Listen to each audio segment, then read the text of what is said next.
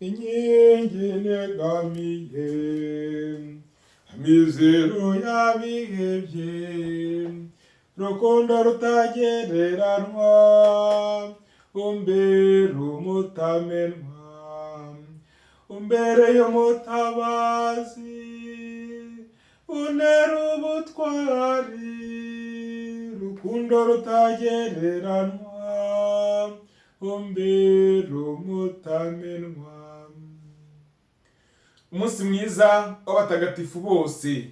Gusoma Bibiliya ku buryo burambuye, tugeze ku gitabo cy'Iyimukamisiri, umutwe wa 2, Exode, 2e chapitre, kuva muri Bibiliya yera. Ivuka rya Musa n'ubuto bwe. Hariho umugabo wo mu nzu ya Levi, ajya kurongora umukobwa wo kwa Levi. Uwo mugore arasama, abyara umuhungu. Abonye ko ari mwiza, aramuhisha bimara amezi 3. Kubera ko yari atagishoboye gukomeza kumuhishahisha, amubohera agatebo k'urufunzo, agahomesha ubujeni n'amakakama, aryamishamo umwana, maze amurambika mu rufunzo ku nkombe y'uruzi. Umushiki w'umwana yicara ahitaruye ngo arebe icyaza kumugwirira. Nuko rero umukobwa wa Farawo amanuka ku ruzi ajya koga, naho abaja be bagendagenda ku nkombe y'uruzi. Ngo arabukwe ka gatebo mu rufunzo, yohereza umuja we aragaterura, ngo agapfundure, abonamo akana k'agahungu kariraga. Nuko agira impuhwe, aravuga ati ni umwana w'Abahebureyi we.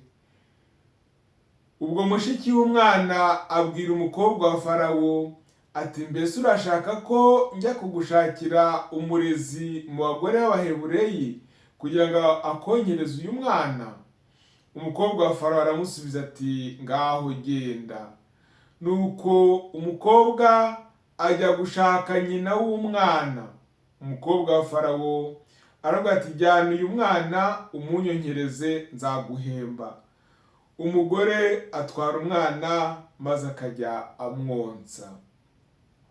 Amaze gukura, amuzanira umukobwa wa Farawo, nuko amugira umwana we, ati mwise Musa, kuko namukuye mu mazi. Musa ahungira mu gihugu cya Madiyani. Muri icyo gihe Musa amaze kuba mukuru, ajya gusura bene wabo. Nuko yibonera ubwe imirimo y'agahato yari bashikamiye, ndetse n'umunyamisiri wakubitaga umuhebureyi wo mu bavandimwe be. Areba hirya, areba hino, maze asanze nta muntu umubona, agira wa munyamisiri amutsindaho, amutaba mu musenyi. Bukeye yongera gusohoka, abona Abahebureyi 2 barwanaga. Abwira uwarenganyaga undi ati, niki gituma ukubita mugenzi wawe? Uwo muntu aramusubiza ati, ninde wakugize umutware n'umucamanza wacu? Mbese uribwira ko wanyica nk'uko wishe wa munyamisiri? Musa agira ubwoba, aribwira ati nta kabuza byaramenyekanye. Farawo ngo abimenye, ashaka kwica Musa, ariko Musa ahita ahunga Farawo, acikira mu gihugu cya Madiyani, yicara iruhande rw'iriba. Hariho umuherezabitambo w'i Madiyani wari ufite abakobwa 7. Baza kuvoma amazi, buzuza ibibumbiro ngo buhire amatungo ya se. Ariko haza kuza abashumba birukana abo bakobwa. Ubwo Musa arahaguruka arabatabara, maze bibira amatungo yabo. Igihe basubiye imuhira, se Rehuweli arababaza ati, niki gitumye noneho mubanguka uyu munsi? Baramusubiza bati, hari umunyamisiri wadukijije abashumba ndetse aratudahirira yuhira amatungo. Reuweli abaza abakobwa be ati uwo mugabo ari hehe? Niki cyatumye mumusiga? Nimuhamagare aze tumuhe icyo kurya. Nuko Musa yemera kuguma kwa Reuweli. Reuweli amushyingira umukobwa we Sipora. Sipora abyara umuhungu, Musa amwita Gerishomu, bivuga ngo umusuhuke ino, kuko yavugaga ati ndi umusuhuke mu gihugu cy'amahanga. Imana itora Musa ngo imutume kubohora Abayisiraheli. Hashira imyaka myinshi, nuko umwami wa Misiri arapfa. Abayisiraheli baganyira aho bari mu bucakara, baraboroga, maze induru bavugirije ubucakara irarenga igera ku Mana. Imana yumva imiborogo yabo, yibuka isezerano yagiranye na Aburahamu, Izaki na Yakobo. Imana ireba Abayisiraheli maze imenya amagorwa barimo. Iryo ni ijambo ry'Imana. Twumva ubusobanuro muri Bibiliya ntagatifu hasi.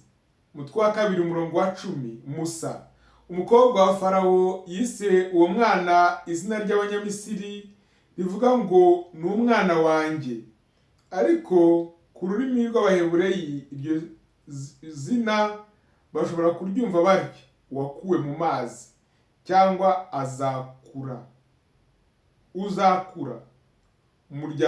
uzakura umuryango mucakara bw'Abanyamisiri. 2:15 mu gihugu cya Madiyani. Icyo gihugu kiri kure ya Misiri mu burasirazuba hakurya y'ubutayu bwa Sinayi. Cyari gituwe n'aborozi b'amatungo. Musa rero atangira kubaho nka sekuruza we Aburahamu, kandi nawe azatorwa n'Imana. Iri somo cyangwa uyu mutwe wa 2 w'Iyimukamisiri tuwigiremo iki twebwe. Imana irakiza.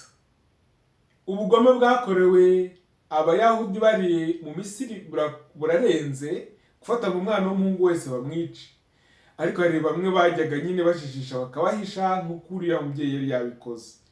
Babikoranye ubuhanga bwinshi cyane. Ubona ukuntu uriya mwana w'umukobwa musaza we, mushiki we, yajyaga aza gusura kariya gaseke, kariya kero bari bataye mu mazi. Reba ukuntu umukobwa wa Farawo bambwiye ngo reka tugushakire umurezi, akanyaruka akamushakira umusaza we, mama we akaba ujya kumurera. Nkeka ko atamujyanye aho mu Bahebureyi ko bari n'ubundi kumwica, ahubwo wenda bamushakiye icyumba mu ngoro zo kwa Farawo, kuko yari afite uwo muco. Reba ukuntu umwana yakuze bakamushyira noneho uriya mukobwa akamwita izina.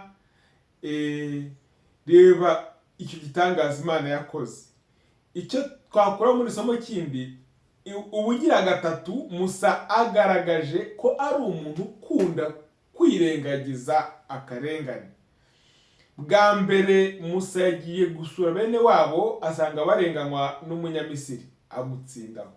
Bwa kabiri asanga bene wabo bapfa ubusa, ashaka kubunga ariko ntibamwumvira. Musa arabatonganya, bituma basakuza, bibutsa ko yishe umuntu, bityo Musa ahita ahunga. Farawo ubwo yaragiye kumwica. Bwa gatatu reba ahantu yageze mu gihugu cya Madiyani, abakobwa bakaza kuhira, abashumba bakaza kubakumira. Musa akabarwanya, agafasha bari abakobwa. Biragaragara ko Musa yangaga akarengane, kandi ko ku buzima bwe bwose bwabaye bwo kurenganura umuryango we, nk'uko tuzabyumva mu masomo akurikira mu butumwa Imana igiye kumuha, kurenganura umuryango w'ubucakara. Burya ubutorwe butangira kare. Natwe twishakemo abantu barenganura abandi. Gukora uko ushoboye ku isi ntihagire abarengana. Kurengana ni ikintu kibi cyane. Wenda ntuzakoresha imbaraga z'umurengera nk'izo Musa yari afite ngo arenganure abantu, ariko uzaba nka avocat du diable. Igihe cyose wumva ko umuntu arengana, yaba ari mu magambo, yaba ari muri discussion, ukajya ku ruhande rw'urenganwa ukamurenganura uko ubishoboye, bikaba intego yawe. Hari abarenganywa n'ubukene, niba hari icyo ufite wafasha umuntu ukamutabara. Hari abarenganywa nk'uko uri impapuro byacu ibyo hino byose, watabara uwo muntu uti kameme nawe agomba kubaho. Gute umuntu abaho atagira aho arambika umusaya? Ndashimira nk'abancumbikiye kuko nayibaza n'abandi nta kintu yenda gikomeye natanga. Umuntu akakurenganura, tujye turenganura abantu mu burengane barimo, kandi mu by'ukuri kurenganura abantu birahenda, bisaba le prix du corps kiyangage. Kurenganura umuntu gutukwa, ugafata icyakakuramye ukakigabana n'undi, ukigomwa, ukagomwa umwana wawe ikintu kugira ngo ugire undi mwana ufashwa. Mbese kurenganura undi habamo kwigomwa. Musa yarigomwe atanga n'ubuzima bwe, ndetse yarabubuze. Ubuzima bwe bwose buza bwo kurenganura umuryango, kurenganura abandi, kurenganura uwanjye. Ariko kandi turabwo kurenganura tukirenganya ko natwe tuya turenganya. Twirinde kugira uwo twarenganya ngo atabaze Imana ngo imuturenganure. Twirinde kugira uwo twarenganywa. Iryo sengesho ryo ryumviswe niyo wagira ikibazo, uramenye ntukagire uburenganya mu buzima bwawe bwose.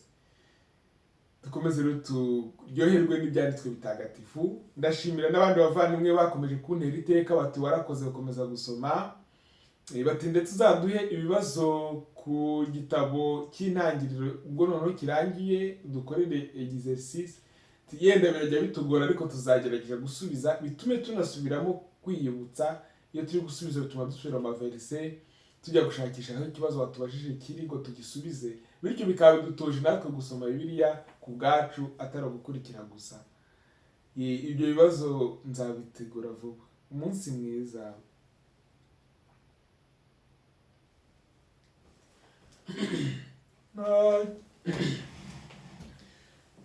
Komeza intambwe zanjye Nyagasani, gukorekire ndandabirana, mu buzima bwanjye bwose ngukorere, ubutware nyongerera imbaraga, nibera uwawe yedagawe, nibera uwawe yedagawe.